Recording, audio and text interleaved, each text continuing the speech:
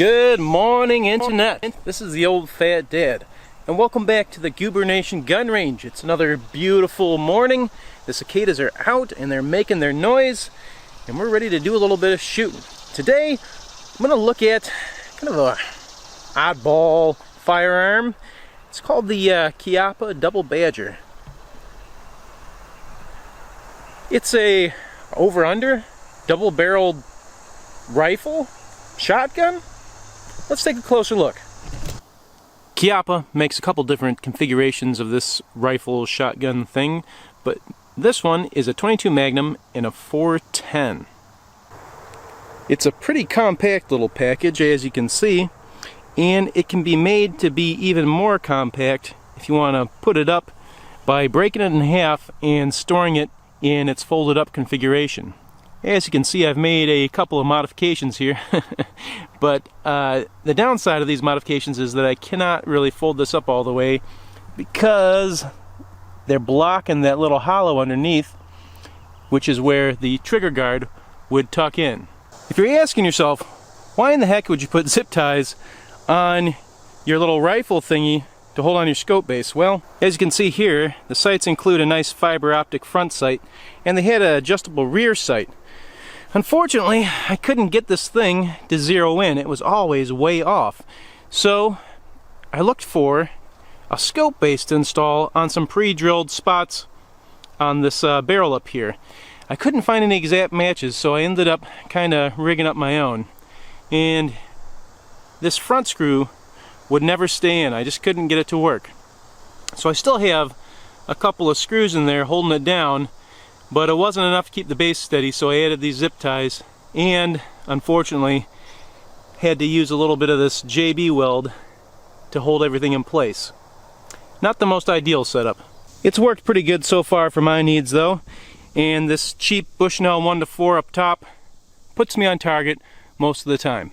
Here's what it looks like when you break it in half, and as you can see, it doesn't have any real ejectors, but it does have this piece right here that kind of pushes the shells out a little bit so you can get your finger behind it and eject them yourself. You really shouldn't be expecting to do any quick shooting with this firearm though. It definitely takes a while between shots to get things reloaded. Here's what the two different rounds that the Chiappa can fire look like. On the left is the 410, and then we got the 22 Magnum on the right there. These are both pretty lightweight rounds, but you know, I think they pack a pretty potent punch though. If you're going to take this out into a camping or a survival situation, I think you'd be able to carry a pretty decent amount of ammo. But having lots of ammo on you doesn't really help if she doesn't shoot. So let's go out and put her to a couple of tests. Now let's pattern a couple of shots at 25 yards and move it in and get a 10-yard shot. Got my white plate down there, freshly painted.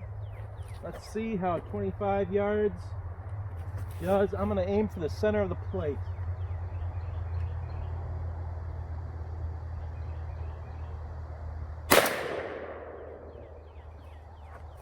Alright, let's take a look at that. We'll repaint it and then try again a little closer. Here is the pattern at 25 yards. And we got a pretty good amount of pellets on this plate here. Each one of these squares is 1 inch, so 1, 2, 3, 4, 5, 6, 7, 8, 9, 10, 11, 12 inches across and 12 inches high. And we nailed it pretty good. Point of aim was right in the middle.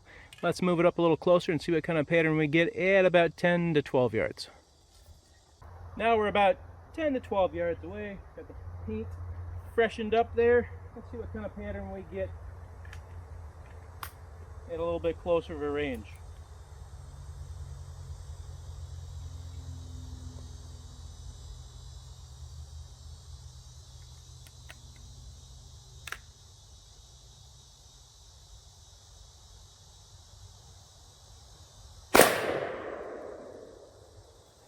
Alright, let's go take a look at it. At 10 to 12 yards, it looks like we got probably almost all of our pellets on the plate. And I have the scope zeroed for 25 yards with the 22 Magnum. So this is actually matching up pretty good because I'm aiming for the center with our shot, and we are getting most of our pellets on the target. One of the situations where I think this little firearm might be pretty useful is in a small game hunting situation with a squirrel or a rabbit, where you have an opportunity to take your first shot with the 22 Magnum. But let's say you miss the first shot, and now the animal knows where you are and starts moving. Well, you can follow up with the 410 and have a much greater chance than if you were going to take another shot with a 22 to kind of hit that animal and take them down. So, what I've got set up to kind of test this is two of our small game simulators. The lovely dog food with a tough skin and a meaty interior. And we got them set up down there at about 25 yards. I don't know if you can kind of see it way down there. I got another camera there, but I'm going to go from one to the other as quick as I can and see if we can hit them both. First shot with the 22 Magnum and then follow up with a 410.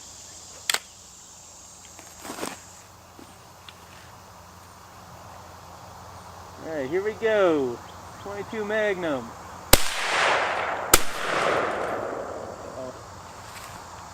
I don't know if our 410 hit. Let's find out. Let's take a look at the situation up here at our 25-yard line. Here is the 410 small game simulator, and we can see that we've only got two little impacts there, and they did not penetrate. I'll show you the ammo we're using, but Winchester, I think it's a birdshot load, but maybe not good enough to go through our small game simulator at 25 yards. On the other hand, the 22 Magnum, of course, performed wonderfully on our dog food can. Looks like I shot a little bit high and went all the way through, no problem. Did a good bit of damage. We're now at about 12 yards. There's our target down there. Got another round of 410 loaded up, and let's see how we do at 12 yards. Hopefully a little bit more damage on our small game simulator. Here we go.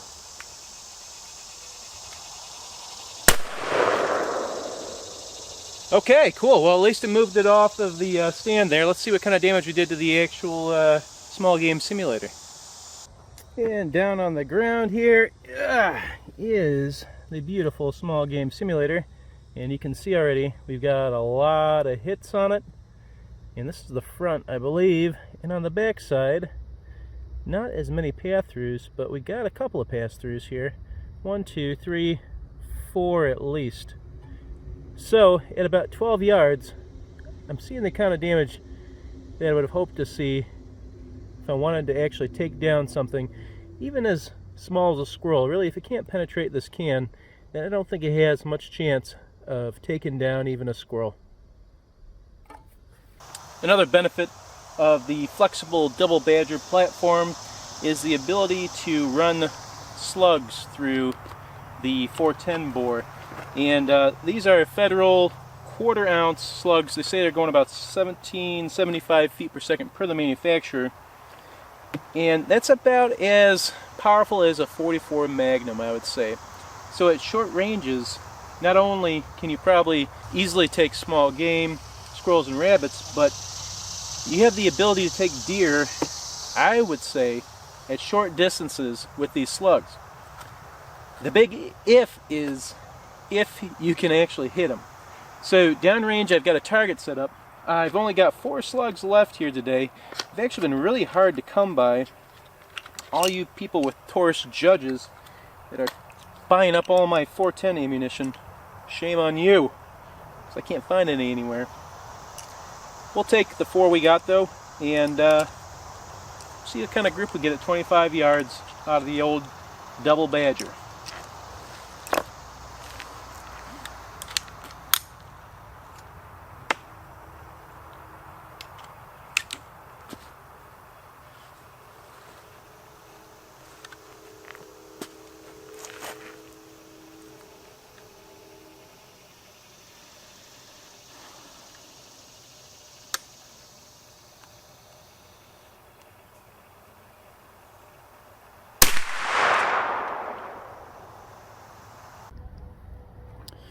Here's our slug target, and my first point of aim was right here, and we did not get a hit off of that. So I shifted it down from the neck to the middle of the target, and we did get 3 hits here. 1, 2, 3. So that was the first one, second one, third one.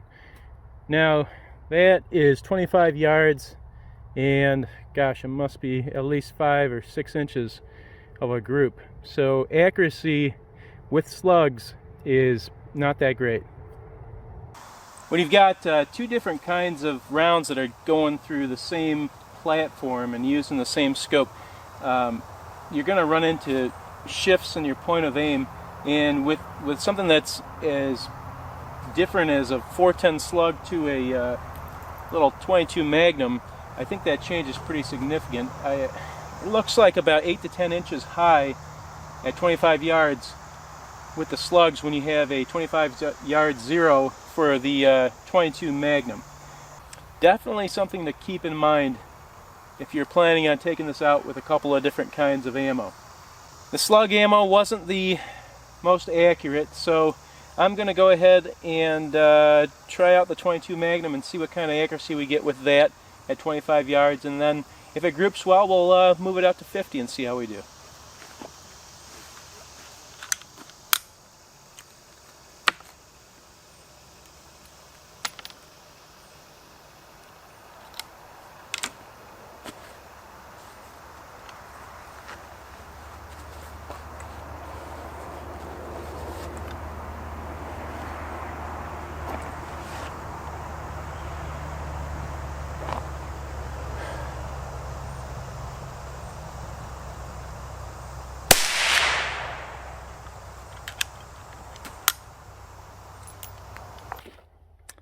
And here's our 22 mag target. There's all 5 shots there, and we've got some horizontal stringing, a lot of movement on that horizontal line and not a whole lot of vertical movement. So it could have been me with the trigger pulls on that, but again, this is point of aim here, and if I adjusted that over a couple inches, I think that would be plenty good enough to get some small game. And just as a point of comparison, I shot 5 shots with a 4 power scope on one of my 22s, and you know, it's a tighter group here with this one flyer, but not hugely different than this down here. To wrap it all up, the Chiappa Double Badger is a neat little firearm, and I think it fills its role pretty well. You just have to understand that the roll is probably 25 yards and under for most of your shots, and maybe even closer if you're using any kind of bird shot or small game shot in the 410. The other thing that's holding it back a little bit in the accuracy department is that the triggers are pretty heavy. I don't have a trigger gauge, but I've shot a lot of different kinds of triggers, some very light target triggers and some awful triggers, and this is definitely towards the awful side.